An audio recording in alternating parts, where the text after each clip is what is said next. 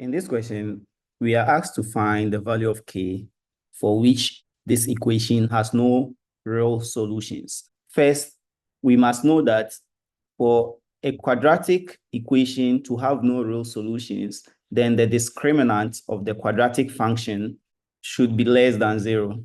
Let's rearrange the equation to take the general form of a quadratic equation, ax squared plus bx plus c equal to 0.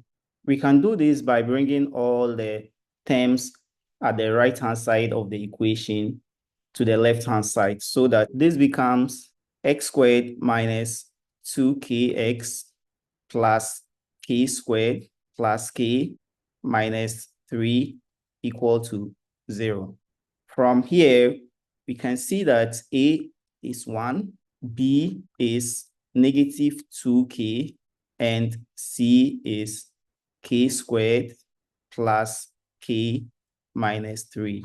This means that the discriminant is negative 2k squared minus 4k, which is 1, times c, which is k squared plus k minus 3. If we expand this, we have 4k squared minus 4k squared minus 4k plus 12.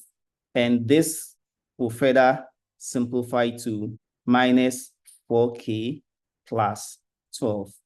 For the equation to have no real roots, the discriminant must be less than 0. This means that negative 4k plus 12 should be less than 0. So if we solve this inequality, we have negative 4k less than negative 12. We divide both sides by negative 4, and we have k greater than 3.